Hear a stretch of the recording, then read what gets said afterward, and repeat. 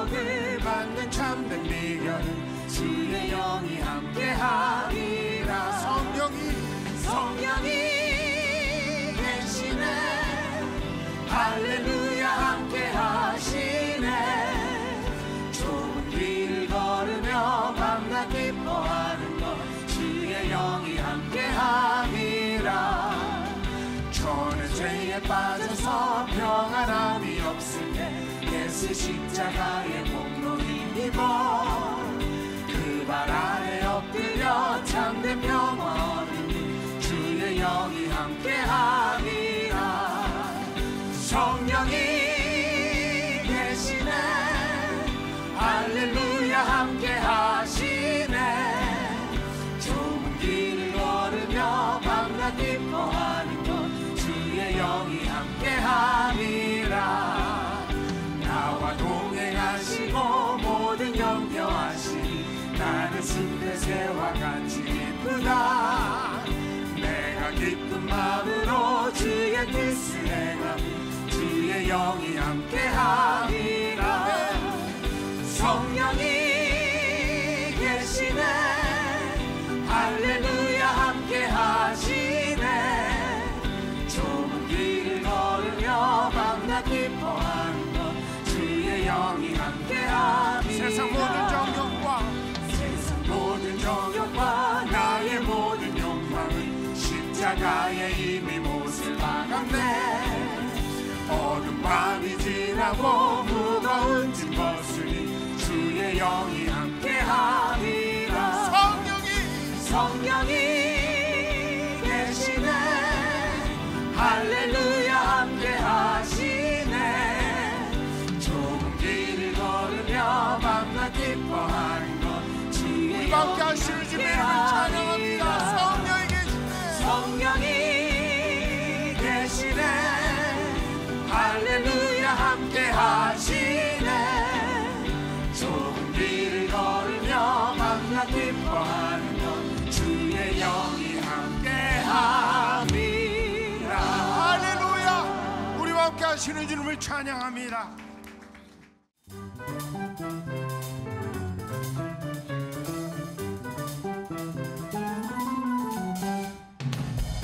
He's turned my mourning into dancing.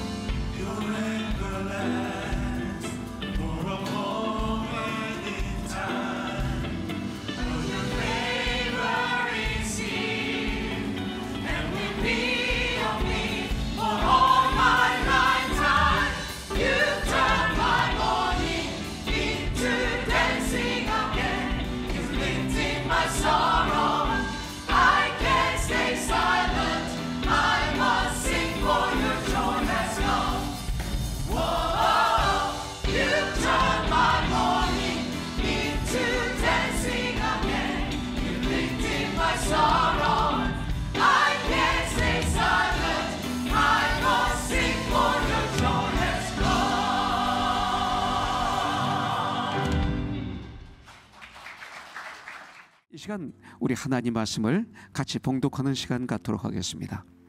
디모데전서 1장 1절부터 12절까지입니다. 우리 구주 하나님과 우리의 소망이신 그리스도 예수의 명령을 따라 그리스도 예수의 사도된 바울은 믿음 안에서 참 아들된 디모데에게 편지하노니 하나님 아버지와 그리스도 예수 우리 주께로부터 은혜와 긍휼과 평강이 내게 있을지어다. 내가 마게도냐로 갈 때 너를 권하여 에베소에 머물라 한 것은 어떤 사람들을 명하여 다른 교훈을 가르치지 말며 신하와 끝없는 족보에 몰두하지 말게 하려 함이라. 이런 것은 믿음 안에 있는 하나님의 경륜을 이룬보다 도리어 변론을 내는 것입니다. 이 교훈의 목적은 청결한 마음과 선한 양심과 거짓이 없는 믿음에서 나오는 사랑이거늘 사람들이 이에서 벗어나 헛된 말에 빠져 율법의 선생이 되려 하나 자기가 말하는 것이나 자기가 확증하는 것도 깨닫지 못하는도다. 그러나 율법은 사람이 그것을 적법하게만 쓰면 참는 것임을 우리는 아노라. 알 것은 이것이니 율법은 옳은 사람을 위하여 세운 것이 아니요 오직 불법한 자와 복종하지 아니하는 자와 경건하지 아니한 자와 죄인과 거룩하지 아니한 자와 망령된 자와 아버지를 죽이는 자와 어머니를 죽이는 자와 살인하는 자며 음행하는 자와 남색하는 자와 인신매매를 하는 자와 거짓말하는 자와 거짓 맹세하는 자와 기타 바른 교훈을 거스리는 자를 위함이니 이 교훈은 내게 맡기신 바 복되신 하나님의 영광의 복음을 따름이니라. 나를 능하게 하신 그리스도 예수 우리 주께 내가 감사함은 나를 충성되이 여겨 내게 직분을 맡기심이니. 아멘. 특별히 우리가 묵상하고 있는 지금 디모데전서, 디모데후서, 디도서는 목회서신이라고 합니다. 교회가 하나님 앞에 신실하게 그리고 하나님의 뜻에 따라 이 세상에서 참 빛과 소금의 직분을 잘 감당할 수 있도록 말씀해주고 있는 것이 디모데전서, 후서, 디도서입니다. 여러분들, 교회란 뭡니까? 부르심을 받은 사람들의 모임입니다. 부르심을 받은 사람들이란 뜻이 교회입니다. 교회는 곧 우리들입니다. 성도입니다. 제가 어렸을 때만 해도 이 교회의 건물에 앞에 예배당이라고 붙여 있었습니다. 교회라고는 안 했습니다. 예배당, 제2 감리교회 예배당, 이런 형식으로 제가 어려서 믿음 생활하던 홍성 다니던 교회는 그렇게 써 있었고, 그런데 어느 날부터 교회 건물 앞에 교회라고 붙이는 바람에 건물이 교회처럼 착각할 때가 있습니다. 물론 건물도 교회라고 부를 수는 있지만 건물은 예배당입니다. 참 교회라고는 할 수가 없습니다. 교회는 세상에서 방황하며 세상에서 소망 없이 육신이 원하는 대로, 감정이 원하는 대로, 내가 원하는 대로 마치 동물처럼 하나님을 떠나 살고 있는 나를 어느 날 부르셨습니다. Follow me, 나를 따르라. 수고하고 무거운 짐진 종려아, 나를 따르라. 나의 멍에는 쉽고 가벼우니 내 멍에를 메고 나를 따르라. 나는 마음이 온유하고 겸손하니 나를 따르라. 그럼 너는 살 것이다. 이렇게 말씀하셨어요. 내가 하나님이다. 내가 구원자다. 내가 너희 죄를 다 씻어줄 수 있다. 너희 죽음의 문제를 해결할 수 있어. 너는 하나님의 형상으로 창조된 특별한 사람이야. 너에게는 영생이 있어.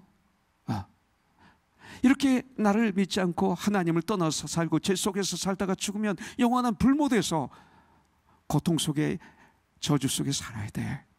내가 너를 구원하러 왔어. 나를 따라. 나에게 와. 이 임성을 듣고 많은 사람들이 디나이 했지만 그 중에 저와 여러분들은, 또 많은 하나님의 사람들은 그 무리에서 걸어나와 순종해서 우리 주 예수 그리스도 앞에 선 무리들, 이게 바로 교회예요. 이것을 그리스도인들이라고 말하고 있습니다. 그래서 이제부터는 하나님의 부르심을 따라가며 그 명령에 순종하며 우리는 heaven bound, 천국을 향해서 함께 손에 손을 잡고 마음에 마음을 하나로 해서 평안에 매는 줄로 성령이 하나 되게 하신 것을 힘써 지키며 힘차게 좌로나 우로나 치우치지 않고 하나님을 향해서, 천국을 향해서 걸어가는 하나님의 가족, 이것이 바로 교회입니다. 여러분들, 성경은 또 머리는 그리스도라고 말씀하시고 우리는 그리스도의 몸이라고 말씀하고 있어요. 로마서 12장 4절 5절에 보면 우리가 한 몸에 많은 지체를 가졌으나 이 모든 지체가 같은 직분을 가진 것이 아니니, 이와 같이 우리 많은 사람이 함께 모여 그리스도의 몸을 이루었다고 성경은 우리에게 말씀하고 있습니다. 성경은 머리는 그리스도이시고 우리는 몸이라고 말씀하고 있습니다. 가족보다 더 이건 중요하죠. 너무나 중요하죠. 그렇기 때문에 우리가 마음대로 나갔다 돌았다 할 수가 없는 거예요. 이게 몸이기 때문에 그래요. 이미 몸이 되면 폐가 된 거예요. 간이 된 거예요. 손이 된 거예요. 눈이 된 거예요. 그것이 우리들이죠. 이게 그리스도의 몸입니다. 아니, 예수 믿는 다 그리스도 몸이라고요? 범적인 그리스도 몸이 있습니다. 그러나 우리에게 크리스찬이지만 우리 태교 형제에게 수진자매를 허락하시고 강인과 그 아들, 딸을 허락해서 가족을 이루셨잖아요. 이 가족이 교회가 되는 거잖아요. 가족을 주신 것처럼 우리에게는 또 지역교회를 주신 거예요. 그 가족을 교회가 되게 하고 교회가 교회 되게 하고 그것이 모여서 전 세계의 범적인 지구촌 교회가 되는 거죠. 이것을 부정하면 지구촌 교회는 있을 수가 없고, 이걸 부정하면, 가정을 부정하면 윤리적으로 문제가 생기는 거죠. 이것이 교회예요. 교회는 너무 중요합니다. 교회가 세워진다는 말은 성도가 세워진다는 뜻입니다. 하나님은 사람들이 혼자 살 수 없도록 우리를 창조하셨습니다. 그런 의미에서 우리가 아주 중요한 게 있는데 그게 바로 인간관계입니다. 나는 이종용 목사님 인간관계가 어떨까? 저 요새 이거 고민 많이 합니다. 여러분들은 어떠세요? 여러분들의 인간관계는 어떻습니까? 우리의 삶 가운데 가장 중요한 것 중에 하나가 인간관계가 아닐까요? 여러분들, 그렇기 때문에 이 관계로 인해서 지옥과 천국이, 그리고 불행과 행복이 온다고 저는 믿어요. 이 관계입니다. 때로는 사람들에게 견딜 수 없는 상처를 주기도 합니다. 이 관계입니다. 사도 바울을 보면 우리 주님을 너무나 사랑하며 주님을 섬겼습니다. 이게 관계입니다. 그 형제 자매라는 말을 참 좋아했고 많이 사용했습니다. 이게 관계입니다. 우리 직분의 이름들이 많이 있습니다. 목사님, 장로님, 권사님, 집사님. 그렇지만 성경에서는 이런 직분보다는 형제, 주 안에서 형제된, 자매된, 주 안에서 형제된 나, 장로된 나, 요한이 사도 요한이잖아요. 근데 연세가 많아서 연장자, 장로라는 말을 사용했어요. 나 장로된, 나는 이제 나이가 많다, 연장자가 되었다, 늙었다. 요한은 하면서 요한서가 펼쳐지고 하는 모습, 이게 가족이잖아요. 가족, 이게 교회입니다. 이걸 기본적으로 이 문제가 해결되지 않으면 우리는 교회 생활이 세상 생활보다 더 지저분할 수가 있고 교회 생활에서 참 행복을 누리지 못할 수가 있습니다. 그 중에서도 가장 특별한 용어가 있는데 뭐예요? 아들이란 말을 사용했습니다. 여러분들, 2절에 보니까 믿음 안에서 참 아들된, 그냥 아들도 안 해, 참 아들된 디모데에게 편지하노니, 이렇게 말씀하고 있습니다. 바울이 디모데를 아들이라고 부르는 구절이 더 나오는데, 고린도전서 4장 17절에 보면 내가 주 안에서 내가 사랑하고 신실한 아들 디모데를 너에게 보내었으니 그가 너희로 하여금 그리스도 예수 안에서 나의 행사 곧 내가 각 교회에서 가르치는 것을 생각나게 하리라.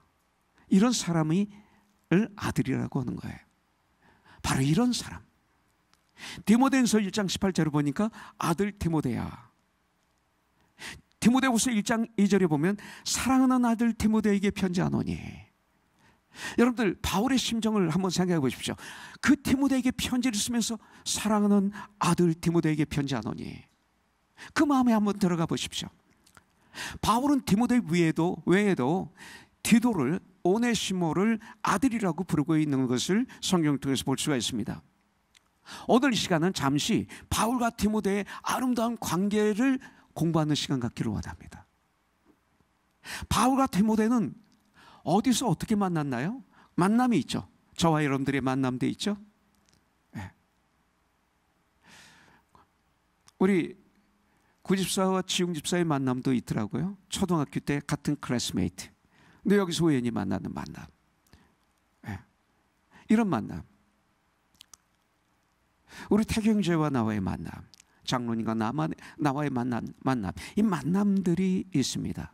그 만남을 우리는 어떻게 건강하게 디벨롭하고 있습니까? 이게 중요하죠. 참 많은 만남 속에서 아픔도 있죠. 배신도 당하고 나도 때때로 실수하고 이런 만남들이 있습니다. 이 만남이 행복이 되고 건강이 되고 파워가 되지만 어떤 경우는 상처가 되고 아픔이 되고 어려움이 되는 경우도 있습니다. 근데 이 만남을 통해서 이것이 나의 잘못인가? 성경의 근거에서 분별할 수 있으면 좋겠죠. 나의 실수, 나의 고집, 나의 생각, 나의 감정인가? 그렇지 않으면 정말 주 안에서 정말 내가 당하게 될 엄청난 핍박, 아픔을 당한 이런 아픔인가? 여러 가지를 한번 생각해 보는 것도 성서적이라고 봅니다. 그러나 무릎을 꿇고 기도하면서 말씀에 의해서 분별하는 거죠. 디모데는 루스드라에서 태어났고 아버지는 헬라인입니다. 이방인입니다. 그리고 어머니는 유대인입니다. 그리고 디모데의 어머니는 유니게입니다. 유니스라고도 하죠. 유니게입니다. 그리고 외할머니는 로이스입니다.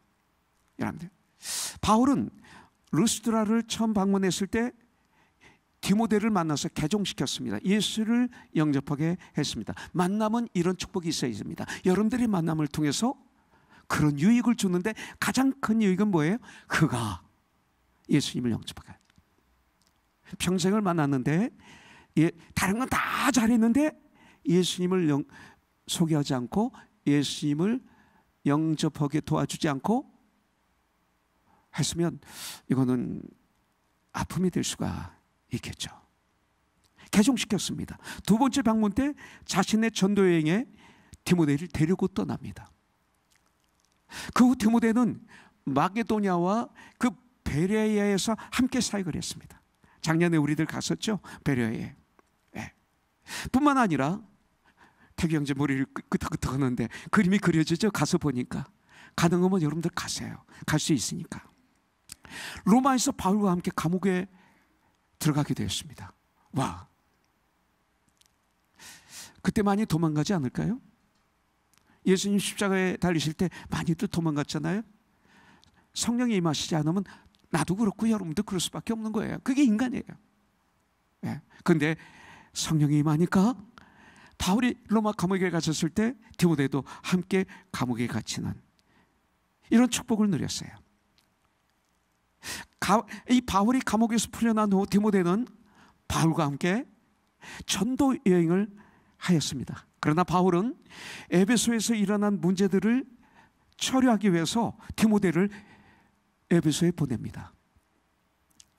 디모데 전서는 마게도냐에 도착한 바울이 에베소에 남겨두고 온 디모데를 걱정하며 거룩한 걱정을 하며 쓴 그 개인적인 서신이 바로 디모데 전서입니다.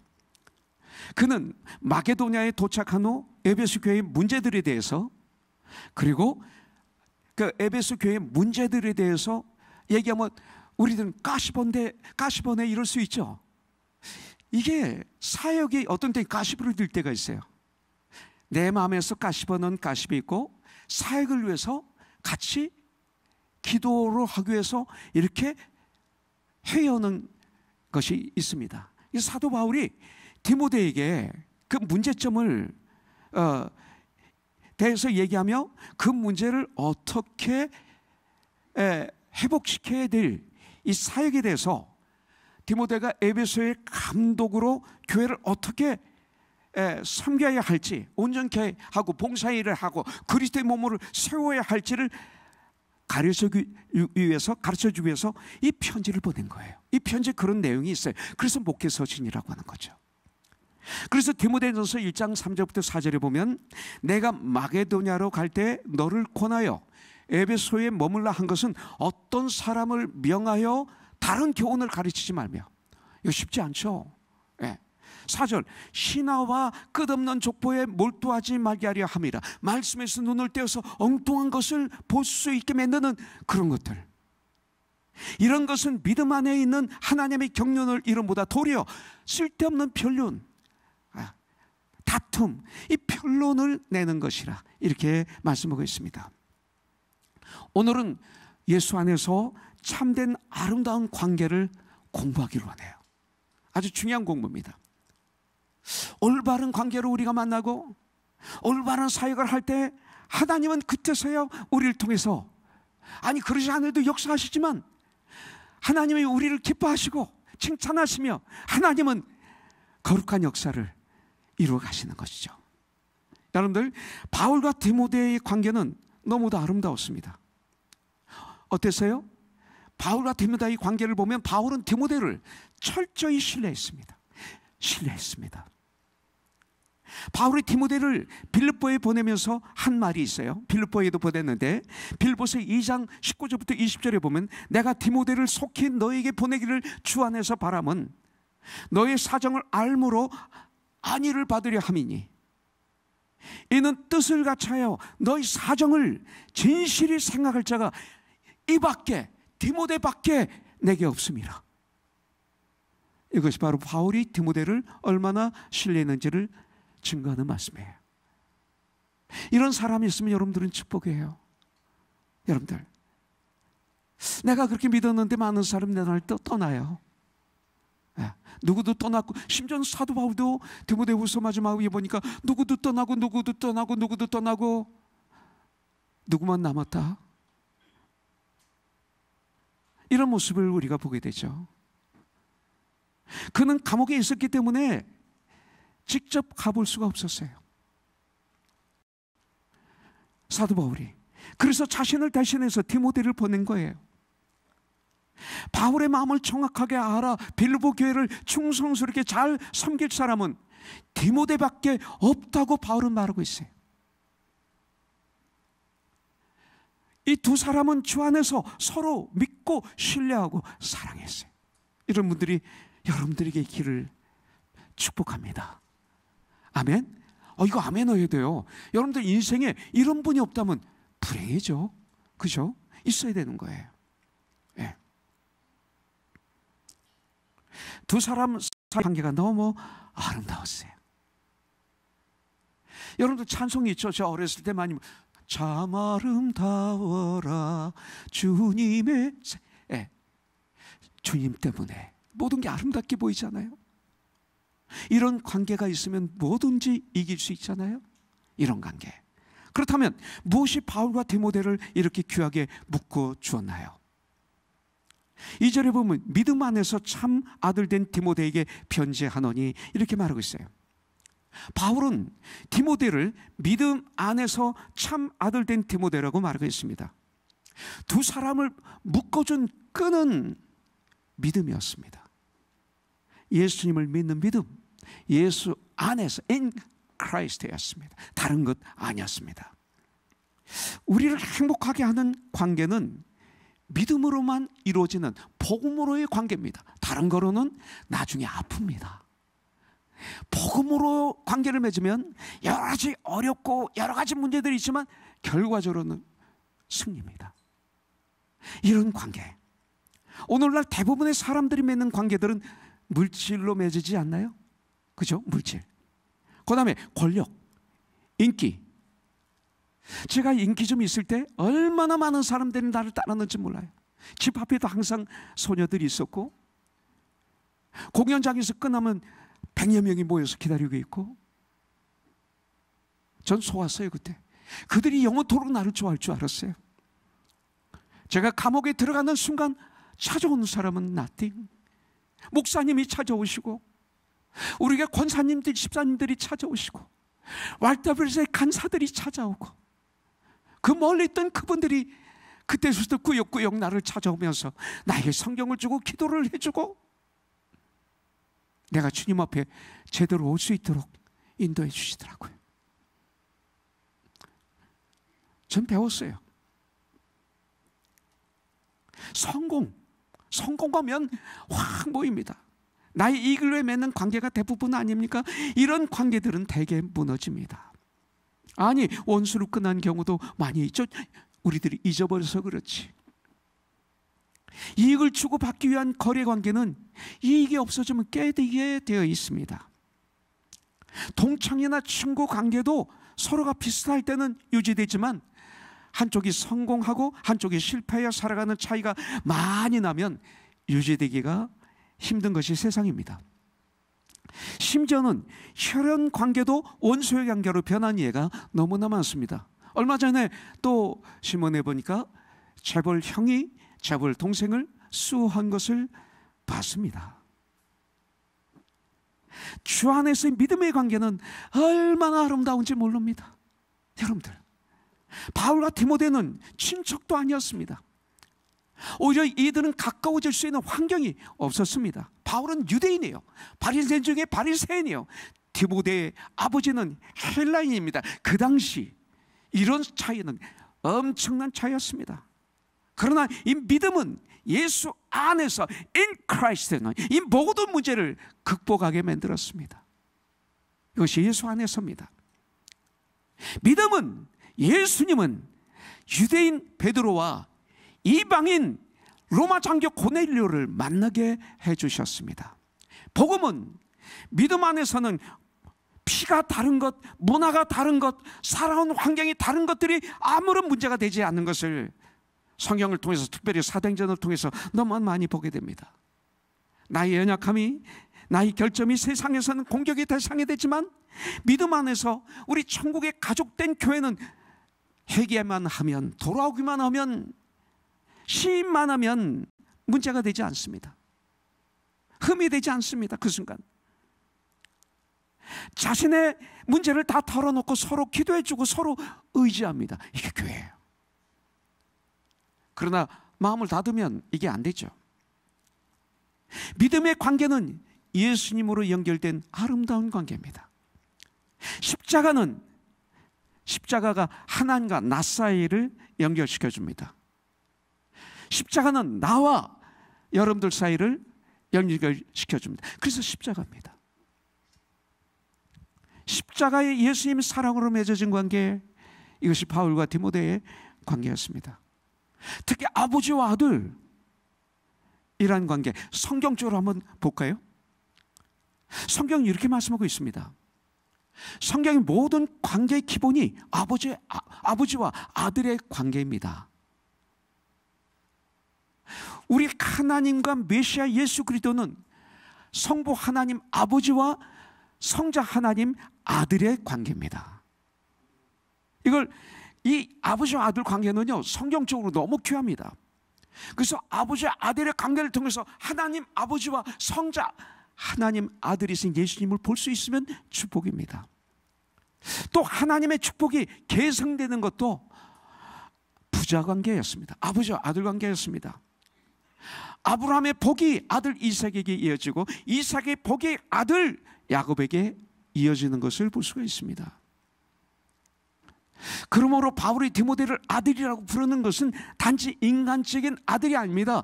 바울이 전한 복음을 디모데가 믿었기 때문만은 아닙니다. 이 두 사람의 관계가 가장 축복된 관계임을 보여주는 거죠. 하나님 아버지와 성자 아들 예수님 관계, 아브라함과 이삭의 관계, 이삭과 야곱의 관계를 얘기하는 거예요.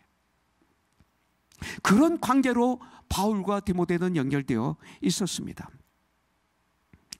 이 두 사람의 관계가 가장 축복된 관계임을 보여주고 있습니다. 또 바울이 아버지와 아들의 관계로 디모데를 만나는 이유는 서로를 위해서 그 어떤 수고도 희생도 아끼지 않기 때문입니다. 여러분들, 바울의 1차 전도여행은 쉽지 않았습니다. 바울의 가장 큰 위기가 바로 루스드라였습니다. 거기서 바울은 사람들에게 복음을 증거하다가 잡혀서 돌에 맞아 죽은 바울을 그 사람들은, 그 무리들은 바울이 죽은 줄 알고 바울을 성 밖에 가져다 버렸습니다. 근데 안 죽은 거예요. 죽기 직전까지 간 거예요. 얼마나 고통스러웠겠어요? 돌에 머리부터 눈, 코, 입, 몸, 그리고 배, 힙, 넓적다리, 지금 여기 조금만 아파도 이렇게 제가 힘을 못 쓰고 2주 동안 고생을 했는데 얼마나 아프셨을까?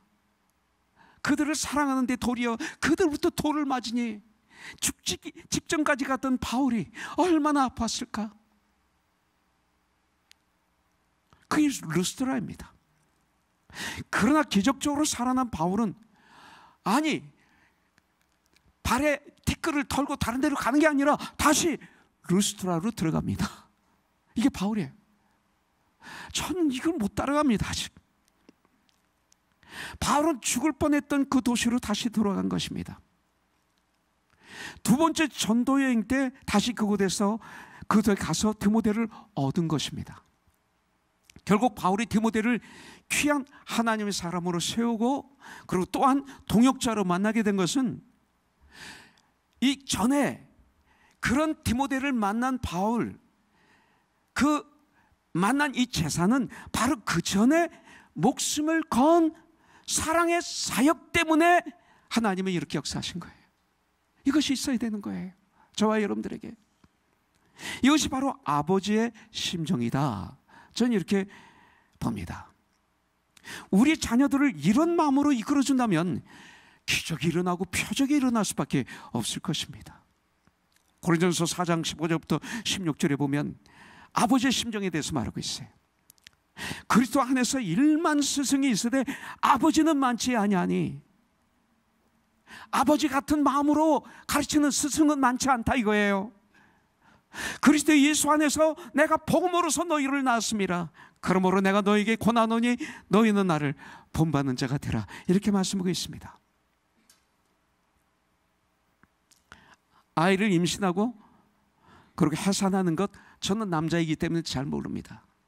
그러나 이번에 제가 7월 1일이 결혼 40주년입니다. 그래서 좀 제 아내하고 셀레브레이션을 하려고 했는데 그날이 우리 데빈 목사 또 생일이잖아요. 그래서 결혼 기념일이 없어지고 말았어요. 우리 어디 가서 맛있는 거 먹을까 했더니 술 엄마가, 제 아내가 괜찮아 안 가도 돼. 40년인데 저는 속으로 40년인데 뭐 맛있는 거 먹고 그리고 고맙다고도 얘기하고 그리고 뭐 선물도 하고 싶고 그런 마음이 저에게 있었거든요. 그러나 감사한 것은 하나님의 사인이 여러 번 있었습니다. 사도 바울도 어디 가는 데마다 얘기하죠. 1985년 7월 1일 저녁 7시 25분에 저기 결혼했어요. 제 아내가 임신했는데 두데이가 86년 7월 12일 정도 나왔어요. 6월 달에 86년 6월 달에 제가 기도원에 대해서 설교를 준비하다가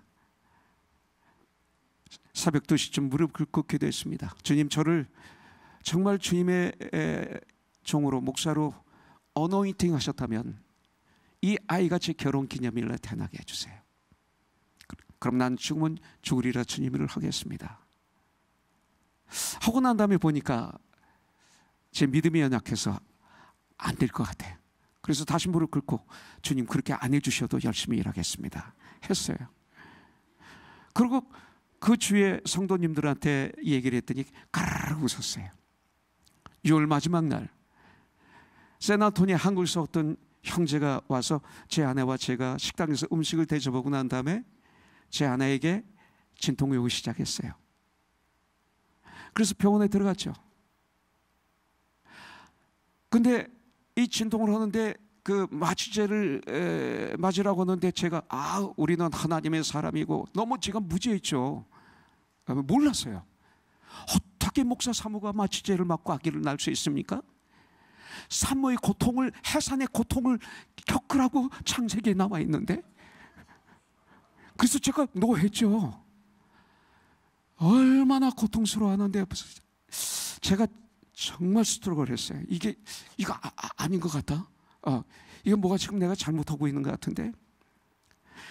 그날부터 오후부터 시작해서 7월 1일 점심때 오후 6시 반까지. 마지막에는 뭐 병원에서 좀 조치한 것 같아요. 그런데 6시 반쯤 됐는데 병원에서 간호사들이 막 난리 났어요. 이제 타임이 왔다 이거예요. 텍사스는 목사님을 참 존경합니다. 존중합니다. 그래가지고 메토디스트 하우스피탈이라고 그 큰 병원에 제 찬송가가 그냥 막 물려 퍼지고 그리고 그렇게 제 아내에게 잘해주셨어요. 근데 막 소름이 끼치기 시작하는 거예요. 제가 제 아이를 결혼 기념일 날 태어나게 해달라고 했지 시간과 분도 맞춰달라고 안 했거든요. 근데 저녁 7시 25분 정각에 이 아이가 응앙하고 태어나는데 막 소름이 끼치면서 앞이 캄캄하면서 내 안에 하나님 말씀이 각인되는데 이사야서 43장 2절부터 3절. 종룡아 내가 너를 창조했다. 종룡아 너는 내 것이다. 종룡아 내가 너를 치명하여 불러나니 너는 내 것이다. 네가 강을 건널 때 강물이 너를 침몰치 못할 것이에요. 불꽃이 너를 사르지 못할 거야. 대저 여호와 나는 내 하나님이다.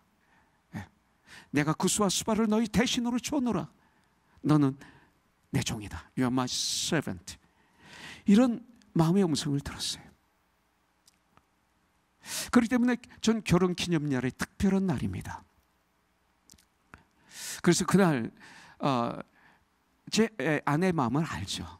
그러면서 우리는 많은 대화를 나누고 하나님께 감사하고 그리고 마음으로 기도하는 시간도 가졌습니다. 저는 이게 간접적으로 느끼는 것뿐입니다. 텍사스는 남편과 2주 동안 한 달인가 아기를 낳는 준비에 훈련을 시켜줍니다. 그래서 보조 간호사가 되어서 간호사복을 입고 그 안에 들어가서 옆에서 보조해 주는 게 그 당시 텍사스의 법이었습니다. 옆에서 제 아내를 보는데 얼마나 제가 죄송하고 이 입이 방정이라 입만 다물고 있었으면 되는데 고연히 내 감정, 내 생각 정말 의로운 척하며 교만이 쏟아져 나와가지고 노하는 바람에 이렇게 내 아내가 아파하고 있구나. 그러면서 회개하면서 막 아프면 그냥 히히후후를 해줘야 되거든요. 원래 공부할 때. 근데 이빨을 막 깨물으면서 아파하다 보니까 제 어금니가 깨져 버렸어요. 너무 세게 깨물어서. 저는 그 많은 상모의 고초를 모르지만 그 고통을 당하는 걸 보면서 이빨이 깨지는 정도밖에 안 되는 거예요. 이것이 여인들에게 준 해산의 고통입니다. 이거 왜 주셨을까? 이건 너무 어렵죠. 그런데 남자들도 우리도 임신하고 해산의 고통을 겪어야 된다는 거예요. 바울은 디모데에게 임신하고 해산하고 양육하는 이름을 허락하신 거예요. 우리는 영적으로 임신하고 해산하고 양육해야 되는 의무를 우리가 받았습니다. 그렇다면 디모데는 바울에게 어떻게 했습니까? 디모데도 믿음의 아들답게 복음을 위해서 수고했습니다. 빌보서 2장 22절에 보니까 디모데의 연단을 너희가 아나니 자식이 아버지에게 함같이 나와 함께 복음을 위하여 수고하였느니라. 자식이 아버지에게 하는 것처럼 디모데는 바울을 섬겼습니다. 바울과 디모데의 관계는 돈이 중간이 아니었고 지연이 아니었고 학연이 아니었고 혈연도 아니었습니다. 너무나 맑고 순수한 예수 안에서의 사랑의 관계였습니다. 생명을 주 안에서 서로를 줄 수 있는 그런 관계였습니다. 예수 그리스도 안에서 in Christ 같은 믿음을 가졌기 때문에 이 한 가지 이유 때문에 생명까지 줄 수 있는 이런 관계, 이거예요. 여러분들, 바울이 디모데를 아버지의 사랑으로 사랑할 수 있었던 근거가 뭐예요? 그것은 바로 먼저 주님으로부터 받은 사랑 때문이었습니다. 주님으로부터 사랑을 받지 않으면 안 됩니다. 예수 그리스도의 사랑을 알아야만이, 주님으로부터 이 사랑을 받아야만이 이런 것들이 가능합니다. 그가 돌에 맞은 루스드라에 다시 들어갈 수 있었던 이유는 자신이 먼저 주님으로부터 이런 사랑을 받았음을 알기 때문이었어요. 죄인 중에 괴수라고 고백했지 않습니까? 그런 나에게 주님이 먼저 찾아오셔서 사랑해 주시고 구원해 주시고, 그런 바울에게 사도로 인쳐주신 것, 이것이었습니다.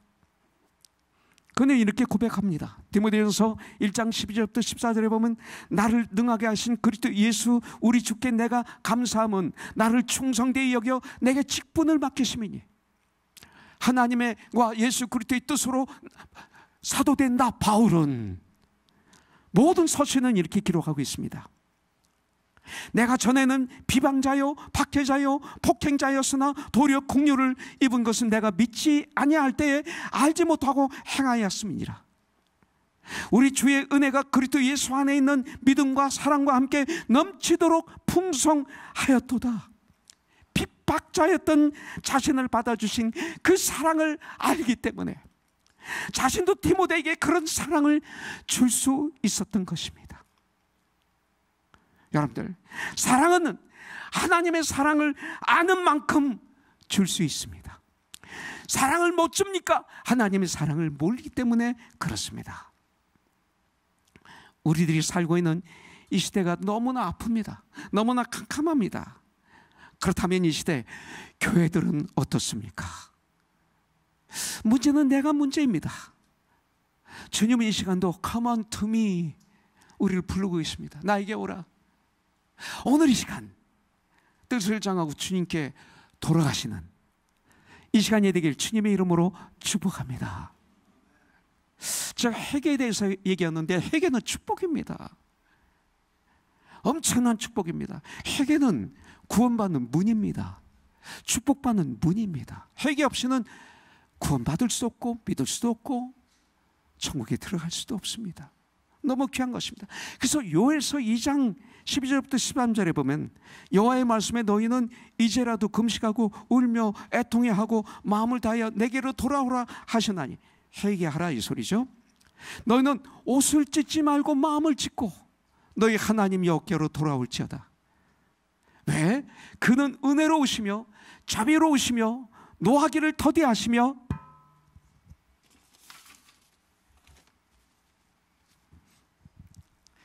인애가 크시사 뜻을 돌이켜 재앙을 내리지 아니하시나니. 어떤 것도 주님께 돌아오기만 하면, 회개하기만 하면 뜻을 돌이키셔요. 재앙을 내리지 않으세요. 와, 얼마나 큰 축복입니까? 이런 회개, 이런 기도, 이런 금식, 그래서 진실로 회복이 되어 주님이 우리에게 맡겨주신 일들을 힘차게 감당해야 됩니다. 이것이 바로 사도행전 2장 38절에 나오는 거예요. 사도행전 2장에 성령 충만함을 받은 베드로가 설교할 때 요엘서를 인용하잖아요. 그러면서 거기서 정말 두려워 떨며 그 유대인 중에 많은 사람들이, 형제여 우리가 어찌알고 어떻게 하면 구원을 받을 수 있는가, 어떻게 하면 이 저주에서 해방될 수 있는가 간절히 외칠 때 38절에 베드로가 말합니다. 베드로가 이르되 너희가 회개하여 각각 예수 그리스도의 이름으로 침례를 받고 죄 사함을 받아라. 그래야 하면 성령을 선물로 받으리니. 그리하면 성령을 선물로 받으리니. 이렇게 하지 않고 받은 성령님은 아닐 수도 있다는 거예요. 왜? 마귀는 양의 탈을 쓰고 이리가 양의 탈을 쓰고 우리에게 다가오잖아요. 성령을 받았다, 충만을 받았다.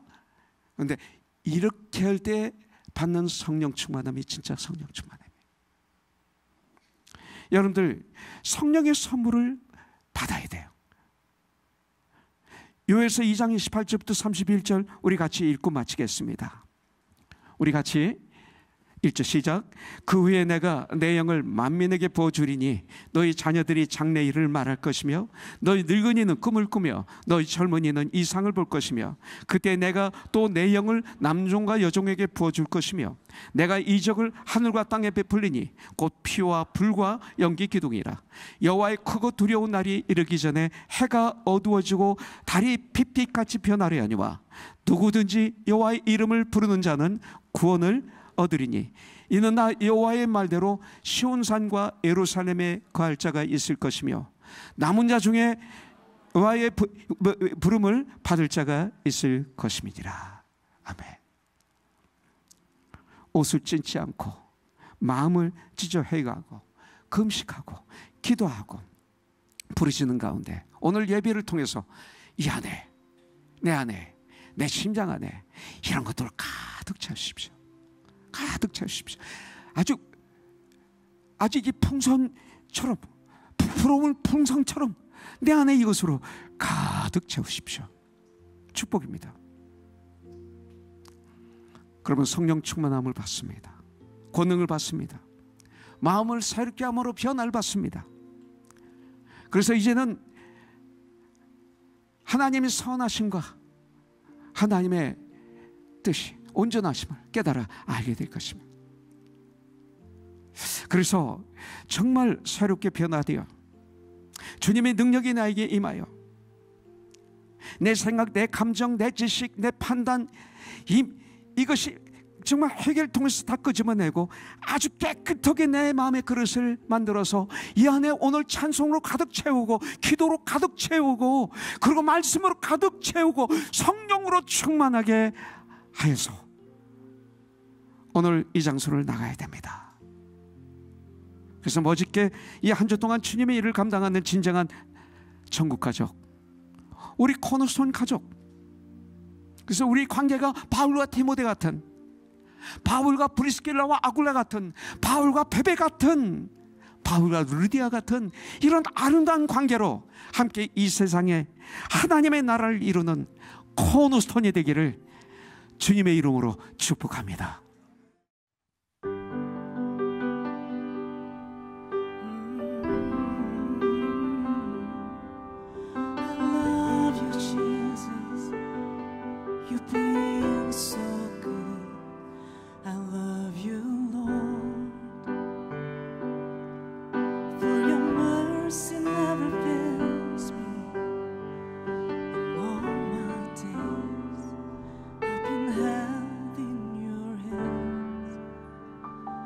From the